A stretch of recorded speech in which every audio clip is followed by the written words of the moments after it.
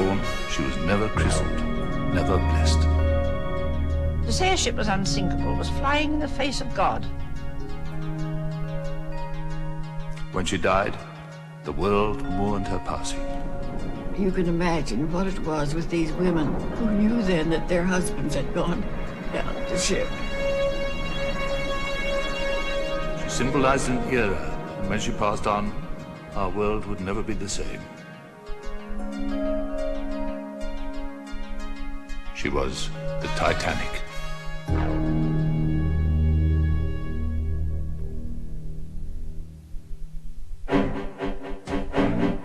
Beyond what is known lies an unexplored world of shadows and phantoms.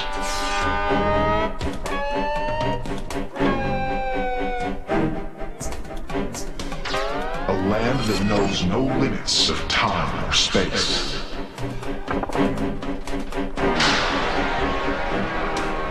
From the dawn of discovery to the nightfall of catastrophe.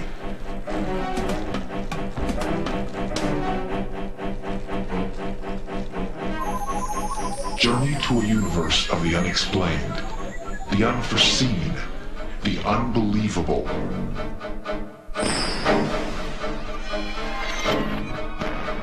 A place where myth and legend are law, superstition a science. A place beyond reality, where no question will go unanswered.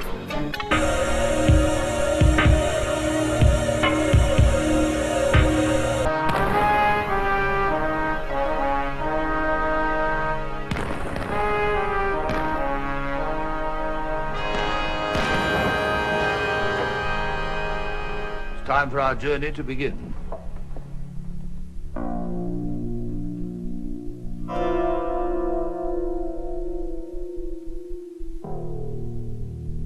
Titanic.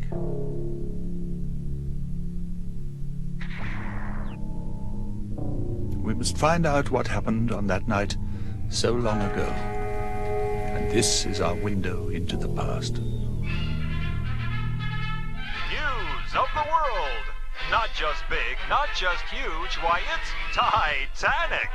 Yes, this week in Southampton, England, hurrahs greeted the new pride of the Atlantic. The White Star Line's brand new super ship, the Titanic. Under construction for the last 2 years, this great ship is filled with the best money can buy. And believe us, it bought a lot. Every stateroom is filled with the riches of old Europe, and the Titanic is justifiably called a floating palace. But you need to have the riches of a king to afford a deluxe ticket, because White Star owner Bruce Ismay expects and gets over $5,000 for a one-way ticket. But wait, what have we here? Why, getting on board in Queenstown, Ireland, it's a humble child of the sod, young Lily Goodwin. Well, surely you aren't paying that king's ransom for a ticket. Yes, this young lass is going to America, too. Talk about the luck of the Irish. She and her 5 brothers and sisters can't wait to get aboard this super liner. A true Titanic of a ship. Bigger than the Washington Monument, but a lot more seaworthy. Bon voyage, Titanic. See you in New York. If only Lily and her family had read this book, perhaps they would have reconsidered taking that voyage. Written 14 years earlier, this novel detailed with astonishing accuracy the maiden voyage of the Titan, a huge passenger liner that struck an iceberg in the North Atlantic, sinking with a great loss of life. In some ways, this prophecy turns the Titanic into a classic tragedy. But the end was ordained before the beginning. Designed to be the last word in luxury, the Titanic was incredible in every way. 880 feet from bow to stern. She left on her maiden voyage on the 10th of April, 1912, and there were many photographs taken upon her departure, including these unique glimpses of the doomed ship and passengers taken by a clergyman who disembarked at the ship's last stop in Ireland.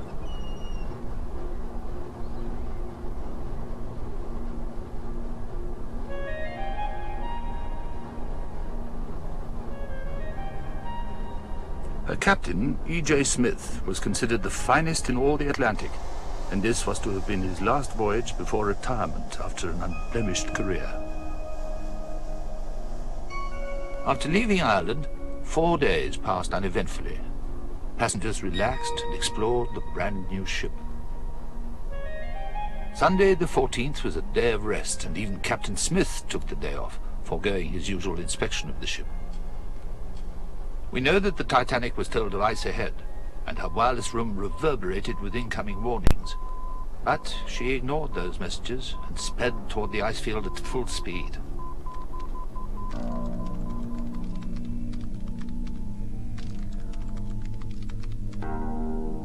The lookout cried out a warning, but it was too late. With a horrible grinding, the great ship struck the berg and immediately came to a silent stop. The Titanic had less than 2 hours to live. Captain Smith knew the unthinkable had occurred. His ship was doomed. It was time to abandon her, but with what? There were only enough lifeboats for 1/3 of her passengers, and Smith knew it. Women and children first was the cry, and slowly the evacuation began. The first and second classes were given priority on the lifeboats, and amazingly enough, many of the pitifully few boats left half empty. The end drew near. During this agonizing period, the Titanic frantically called for help. In vain. For even though the lights of 2 other nearby vessels were spotted, no rescue came. Many of the poor immigrants in 3rd class were trapped below, in some cases by gun-wielding crew members. And soon, everyone left on board knew the worst. The Titanic and all aboard her were doomed. The ship's band gathered together on the top deck and played ragtime dance tunes, and then as the water rushed to meet them, hymns. Finally, at 2:20 a.m., she stood on end and vanished. There were only 705 survivors. The events of that Sunday night have become legend. Now we must go back and walk the decks of the Titanic ourselves and meet the men and women who went with her into oblivion.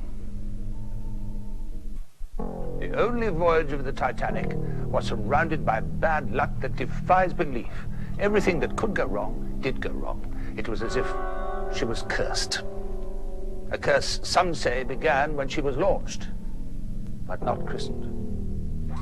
It is now April 12th, 1912. The Titanic has less than 8 hours to live.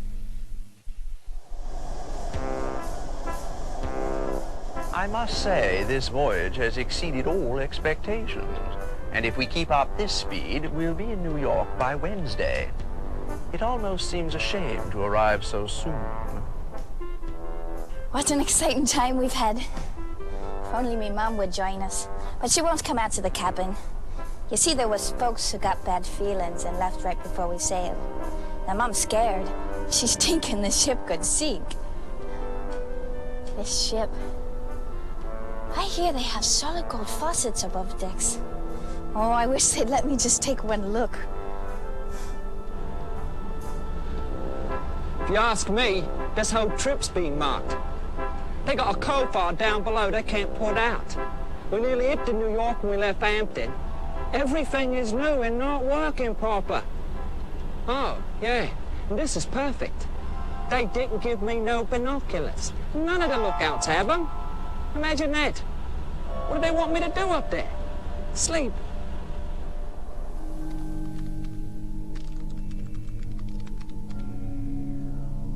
The Titanic hit the iceberg at a speed in excess of 22 knots, and even the angle of collision was unlucky.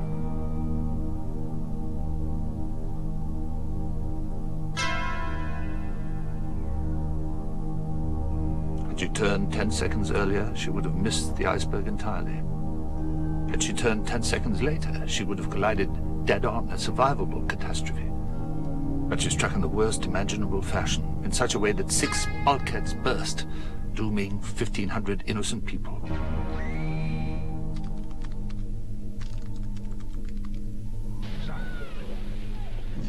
I warned them. Just as soon as I seen it, I swear I did. But there was no waves, so the berg had no water line. And it must have just turned over because it was dark blue. And there weren't no moon. Everything was pitch black. Nobody could have seen it in time. Nobody. Well, of course I didn't get into the lifeboat ahead of any women and children. Everything was moving as smoothly as could be expected. Why, Wallace and his band were playing, keeping spirits high and dry. Everybody waited their turn. There was absolutely no panic.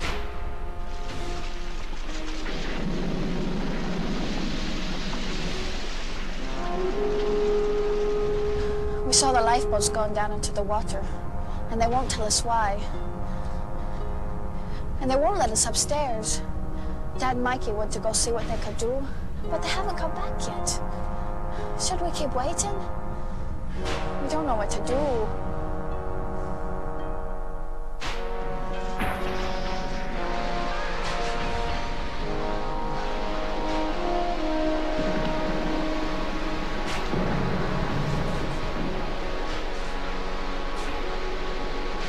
It was horrible. Bloody awful.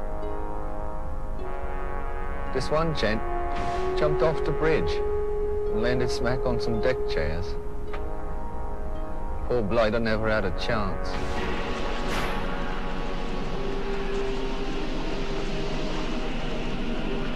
She was all lit up, and even though our boat had moved some distance away, she was magnificent.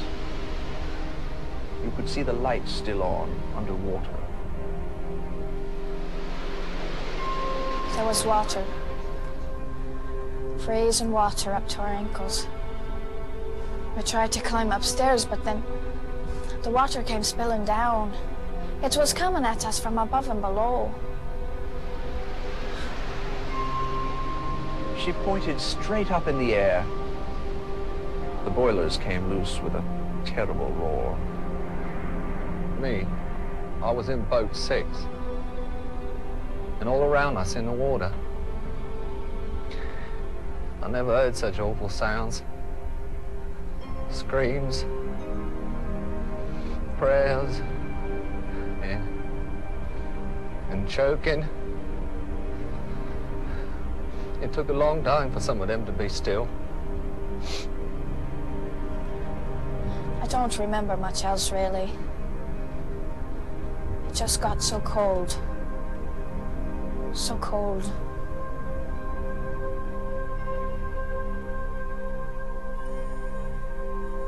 Lily Goodwin and 1,522 others perished that night, and a few wished they had. Bruce Ismay died in disgrace 25 years later, under a cloud of suspicion, because he had lived while so many had died. Frederick Fleet took his own life almost 50 years later, perhaps the last victim of that April night. But some did live. A handful of those survivors are alive today, and they remember what it was like on that terrible night. They were little girls then. They were on the Titanic that night, and they lived to remember. Well, my mother had a premonition, and she never went to bed in that ship at night at all. She sat up every night. And he says, Madam, you don't have to be afraid of anything. He says, you know that the Titanic has watertight compartments. And the only thing that she felt strongly about was that she said that to say that the ship was unsinkable, which indeed was what was claimed, to say a ship was unsinkable was flying in the face of God. The Titanic was going very fast, and the vibration was terrible. What woke us up was the stopping of the ship. And my mother didn't say, well, I told you something was going to happen. She said nothing at all. She just stood there. He went up and he came back. He said, it's nothing much. They only struck an iceberg. I think I probably was the last one to get in because they lowered the boat right away. So as they proceeded to lower the lifeboat, my father put my mother and I in and made absolutely no attempt to get in himself. But after we got in the lifeboat, he says, I'll see you in New York. Never saw him again. He went down with the boat. I'll never forget the terrible noise that ship made when it was drawn down. Human beings screaming and the rush of water. It was terrible. The sounds of people drowning are something that I cannot describe to you, and neither can anyone else.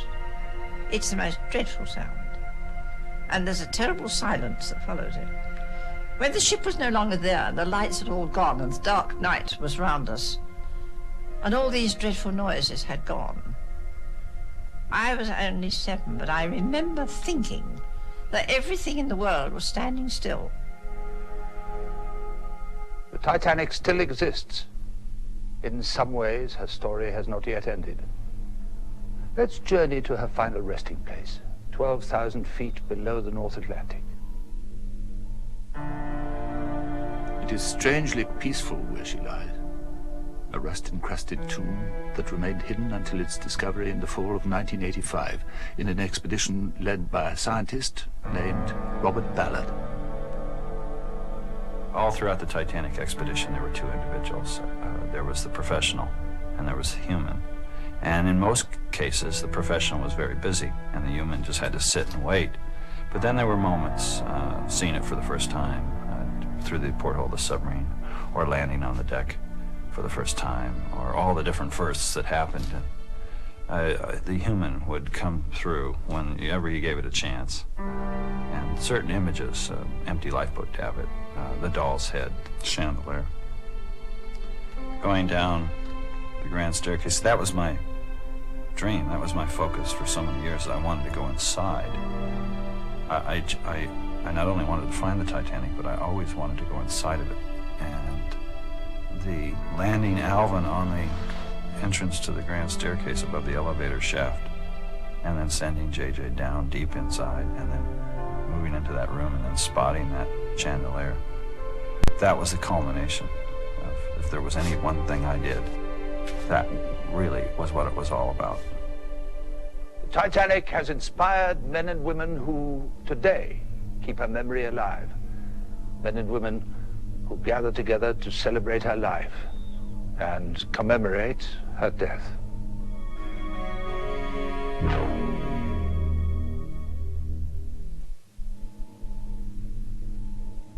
The Titanic has captured the imagination of the world. In 1912, this sinking was one of the first media events, and anyone connected with the tragedy was newsworthy. Today, little has changed, and Titanic survivors and people fascinated with the subject gather together at conventions like this. I think the basic story of the Titanic itself is inherently fascinating. It reads like a Greek drama. The Titanic's passengers are themselves a very interesting group of people. We have everything from 11 millionaires to the humblest immigrant. And within that range of people, you have very often someone that you particularly relate to, and you tend to see the disaster through these people's eyes. What is essentially going on here at our convention is a sharing of information. Titanic Society members, each of them do individual research, and both through the Society's journal and also through meetings such as this, they can share the results of their research with one another. Pieces of this great ship can be found inside maritime museums. Artifacts that remind us of what life was like on her one and only voyage. When the great ship went down, the North Atlantic was covered in debris, and some was picked up. Other, more personal items were taken from the ship by passengers who disembarked before she left Ireland, or taken from the White Star offices in London.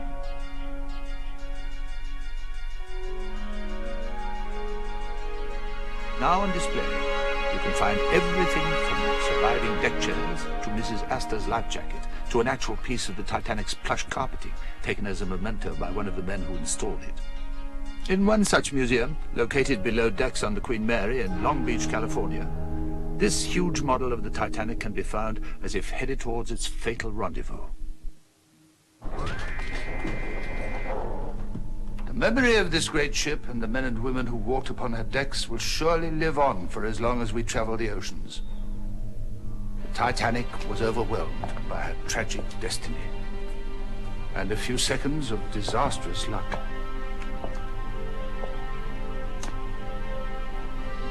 Titanic. May she rest in peace.